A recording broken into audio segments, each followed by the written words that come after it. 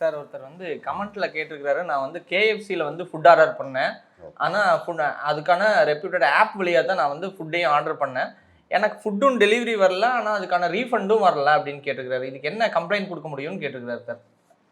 முதல்ல அந்த ஆப்பில் இருக்கிற கஸ்டமர் சப்போர்ட் அந்த ஹெல்ப் டெஸ்க்குக்கு ஒரு புகார் பண்ணணும். நிறைய எழுத்துப்பூர்வமாக தான் பண்ணணும். சும்மா நம்ம ஓவரலாக ஃபோனில் பேசுகிறத விட எழுத்துப்பூர்வமாக பண்ணும்போது நமக்கு அதுக்கு உண்டான ஆதாரம் வந்து நம்ம ஸ்ட்ராங்காக இருக்கும். அதில் நம்ம எழுத்துப்பூர்வமாக கொடுக்குறதுல ஃபஸ்ட்டு ஆர்டர் டேட்டு, டைமு, அதுக்கப்புறம் ஆர்டர் நம்பர், அதுக்கப்புறம் கடைசியாக நீங்கள் அனுப்பிச்ச மெசேஜஸ்ஸு, அதுக்கப்புறம் அதுக்கு உண்டான ஸ்க்ரீன்ஷாட்ஸ் அதை வந்து கொடுத்துடணும் கண்டிப்பாக. அதுக்கப்புறம் ரெசீட்டு, அப்புறம் டிரான்சாக்ஷன் ஐடி, அதுக்கப்புறம் நீங்கள் வந்து ரீஃபண்டு நீங்கள் கேட்குறீங்கன்னா ரீஃபண்டு எந்த டேட்டில் கேட்குறீங்களோ அந்த டேட்டு அப்படியே கிளியராக எழுதி நீங்கள் வந்து முதல்ல ஃபஸ்ட்டு ஸ்டெப்பு அதுதான் பண்ணணும். ஸோ இது இந்த மாதிரி பண்ணிங்கன்னா ஆட்டோமேட்டிக்காக உங்களுக்கு வந்து ஒரு 5 நாள்லேருந்து 6 நாளுக்குள்ளே ரீஃபண்ட் வர்றதுக்குண்டான வாய்ப்பு வந்து அதிகமாக இருக்குது. சார் இப்போ இந்த கம்ப்ளைண்ட் எல்லாம் வந்து நம்ம என்ன சட்டப்பிரிவு கீழே சார் தர முடியும்? இது வந்து consumer protection act 2019 section 2 of 6 deficiency service, அது section 2 of 11 unfair trade practice, இந்த பிரிவின் கீழே நீங்கள் வந்து கேஎஃப்சி இது பண்ணலாம். சார் இப்போ எந்தெந்த வழியிலாம் நம்ம கம்ப்ளைண்ட்டை வந்து ரெஜிஸ்டர் பண்ண முடியும் சார்? ஈவன் ஆன்லைன்லேயே நம்மளால பண்ணிட முடியுமா, இல்லை எப்படி ஆஃப்லைனில் தான் பண்ண முடியுமா சார்? பொதுவாக இதெல்லாம் ஆன்லைனில் பண்ணால் நமக்கு வந்து பதிவு வந்து ஸ்ட்ராங்கான பதிவாக இருக்கும், நம்பர் 1. அது மாதிரி இது கேஎஃப்சியில் வந்து நீங்கள் பண்ணதுக்கப்புறமா நீங்கள் நேஷனல் கன்சியூமர் ஹெல்ப்லைனில் கூட பண்ண முடியும், NCHல. அதுக்கு வந்து நம்பர் பார்த்தீங்கன்னா 1800114000 இல்லைன்னா 1915 இதில் பண்ணலாம். அதுக்கப்புறம் அந்த ஆப்லேயே NCH ஆப்பே இருக்குது. அந்த ஆப்பில் பார்த்தீங்கன்னா consumerhelpline.gov.in அப்படின்னு ஆன்லைன் கம்ப்ளைண்ட்டும் பண்ண முடியும். நம்ம சொன்ன எல்லா அந்த டீட்டெயிலையும் வச்சு நீங்கள் பண்ணீங்கன்னா ஷுவராக பண்ண முடியும்.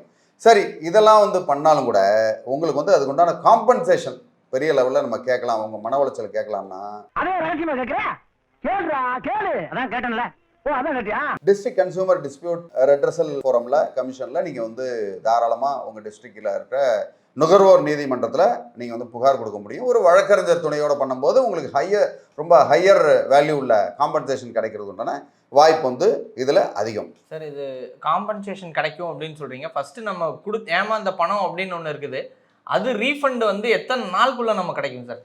இது வந்து section 39(1) of consumer protection act 2019 கீழே அவங்க வந்து ரீஃபண்ட் கொடுத்து தான் ஆகணும். அது மட்டும் இல்லாமல் அவங்க வந்து காம்பன்சேஷன் வந்து கொடுக்கணும். ஏன்னா அவங்களுடைய மன உளைச்சலுக்கும் அவங்களுடைய துன்பங்களுக்கும் இவங்க காரணம் இருக்கனால பண்ணலாம். இது நார்மலாக பார்த்தா 5லேருந்து 7 நாளில் கண்டிப்பாக அவங்க ரீஃபண்டு கொடுக்கணும். ரீஃபண்டு கொடுக்கறதா வந்து முறை. சப்போஸ் அதை தாண்டும் போது எவ்வளோக்கோல லேட் பண்ணுறாங்களோ அவ்வளோக்கோல அதுக்குண்டான காம்பன்சேஷன் ஃபேர் காம்பன்சேஷனை கண்டிப்பாக நம்ம வந்து வாங்க முடியும். சார் இப்போ வந்து ஒரு டெலிவரி நடக்கலை அப்படிங்கிறப்போ ஒரு கன்சியூமராக நான் ஒரு ஏமாற்றப்படுறேன். ஓகே, அந்த ஏமாற்றப்படுறதுனால நான் வந்து ஒரு கிரிமினல் கம்ப்ளைண்ட் இதுக்காக கொடுக்க முடியுமா சார்? கண்டிப்பாக நீங்கள் வந்து இதை ஐபிசி செக்ஷன் 420 BNSல இருந்து 318 அதில் மோசடி வழக்கு. ஏன்னா பணம் கொடுத்துட்டோம், எல்லாம் பண்ணிட்டோம், ஆனால் அவங்க வந்து பணத்தை மட்டும் வாங்கிட்டு நம்மளை மோசடி பண்ணுறதுனால பணத்தை எப்படா தருவேன்? பணம் வரும்போது தருவோம். எப்ப வரும்? தரும்போது வரும். அது வந்து ஒரு மோசடி வழக்கில் வரும். கண்டிப்பாக கிரிமினல் கம்ப்ளைண்ட்டு, ஆன்லைன் கம்ப்ளைண்ட்டும் கொடுக்க முடியும். நம்ம அது மாதிரி செக்ஷன் 406 வந்து கிரிமினல் பிரீச் ஆஃப் ட்ரஸ்ட்டும் அதில் அட்ராக்ட் ஆகும். அதனால ஸ்ட்ராங்கான ஒரு கம்ப்ளைண்ட்டை வந்து நம்ம கொடுக்க முடியும்.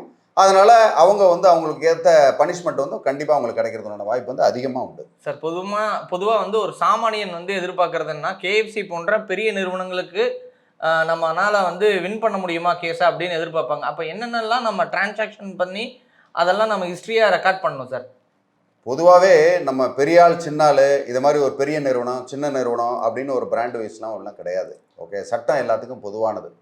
அதில் கேஎஃப்சியாக இருந்தாலுமே வேறு எந்த ஒரு நிறுவனமாக இருந்தாலும் அதை பற்றி ஒன்றும் நம்ம கவலைப்பட வேண்டிய அவசியமே கிடையாது. நம்ம கொடுக்க வேண்டியது நம்ம கடமையை கரெக்டாக செய்யணும். நமக்கு ஏற்ற அந்த ஆப்பில் நீங்கள் எடுத்த ஸ்க்ரீன்ஷாட்ஸு, அதுக்கப்புறம் பேங்க் ஸ்டேட்மெண்ட்டு, அதுக்கப்புறம் வேறு ஏதாவது அந்த ரெஃபரன்ஸ் நம்பர், அவங்களுக்கு கொடுத்த ரெஃபரன்ஸ் நம்பரு, அது மாதிரி அது சம்மந்தமான ஏதாவது இமெயிலு இல்லை எஸ்எம்எஸ்ஸு இல்லை வாட்ஸ்அப் செய்திகள் எதாவது அனுப்பிச்சிருந்தீங்கன்னா கண்டிப்பாக அதெல்லாம் வந்து ஆதாரங்களாக நீங்கள் வைக்கணும். எந்த ஒரு ஆதாரம் இல்லாமல் அவங்ககிட்ட போய் நான் இதை சொன்னேன், இது கேட்கல, நான் ஃபோனில் சொன்னேன், 10 தடவை பேசினேன், யாராவது ஒருத்தவங்க சொன்னாலே சார் அதுக்கு ஆதாரம் இருக்குது, ஆடியோ ஆதாரம் இருக்குது, நான் ஃபோனில் பேசினேன் அப்படின்னு சொல்லுவாங்க. அது யாருக்கிட்ட பேசினாங்க, அது ஆட்டோமேட்டிக் மெஷினில் பேசினாங்களா என்னன்னு கூட நமக்கு தெரியாது. ஸோ அந்த மாதிரி நேரங்களில் இந்த ஆதாரங்கள் வந்து நமக்கு முக்கியமான ஒரு ரோலாக இருக்கும். அதனால் இந்த ஆதாரத்தோடு போகும்போது தான் நமக்கு வந்து வேல்யூ வந்து அதிகமாக இருக்கும். அதனால் பெருநிறுவனம் சிறு நிறுவனம் அப்படின்ற கணக்கெல்லாம் கிடையவே கிடையாது. தாராளமாக இதுக்கு வந்து நீங்கள் காம்பன்சேஷன் நீங்கள் வாங்க முடியும். சரி, இப்போ நீங்கள் ஆதாரம்னு சொன்னனால இதையும் சொல்கிறேன். அந்த கமெண்ட்டில் கூட அவர் வந்து எந்த ஊர் எந்த பிரான்ச்சுன்னு கூட மென்ஷன் பண்ணாமல் தான் நமக்கு வந்து கமெண்ட்டும் பதிவு செஞ்சுருந்தாரு. இந்த மாதிரி இருக்கிறது ஸ்பெசிஃபிக்காக ரோல் ப்ளே பண்ணுமா? கண்டிப்பாக. நீங்கள் எந்த ஒரு ஆதாரமும் இல்லாமல் எந்த ஊரில் வாங்கினாங்க, எந்த இடத்துலன்னு சொல்லி ஒரு சில நேரங்களில் பார்த்தீங்கன்னா நேஷனல் கன்சியூமர் கமிஷனில் கூட நான் கம்ப்ளைண்ட்டை ரைஸ் பண்ணிட்டேன், எனக்கு இன்னும் பதில் வரல அப்படின்வாங்க. பட் எந்த ஆதாரத்தை வச்சு அவங்களால கேட்க முடியும்? இப்போ ஒரு உதாரணத்துக்கு வந்து ஒரு நிறுவனத்து பேரை சொல்கிறோம், அந்த நிறுவனம் வந்து சரியாக டெலிவரி பண்ணலைன்னு சொல்கிறோம். பட் எந்த டேட்டில் யாருக்கு என்ன குவான்டிட்டி எவ்வளோ வேல்யூ பணம் பே பண்ணாங்கன்னு தெரியாமல் அதுக்குண்டான ஆதாரம் இல்லாமல் அவங்களாலே நடவடிக்கை எடுக்க முடியாது. நம்ம மனசுக்குள்ளே தான் இருக்கும். நம்ம மனசுக்குள்ளே இருக்கிறது அவங்க எப்படி தெரியும்?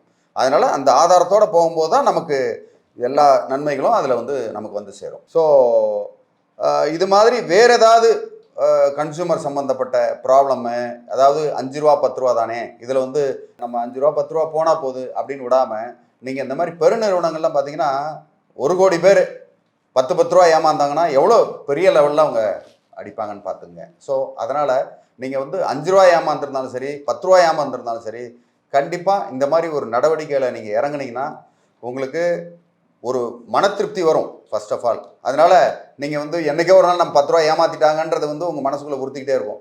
நீங்கள் அதை செய்யும்போது கண்டிப்பாக உங்களுக்கு காம்பன்சேஷனும் கிடைக்கும், மன நிறைவும் கிடைக்கும்ன்றதை இந்த இடத்துல சொல்கிறேன். வேறு ஏதாவது ஹெல்ப் பண்ணாலும் தாராளமாக கேட்கலாம், என்ன நான் உங்களுக்கு ஹெல்ப் பண்ணுறதுக்கு தயாராக இருக்கேன். இல்லைனா உங்களுக்கு ஏற்பட்ட அனுபவத்தை நீங்கள் வந்து கமெண்ட்டில் கூட சொல்லுங்கள், அதுக்குண்டான விளக்கங்களை நான் உங்களுக்கு கொடுக்குறேன். நன்றி, வணக்கம்.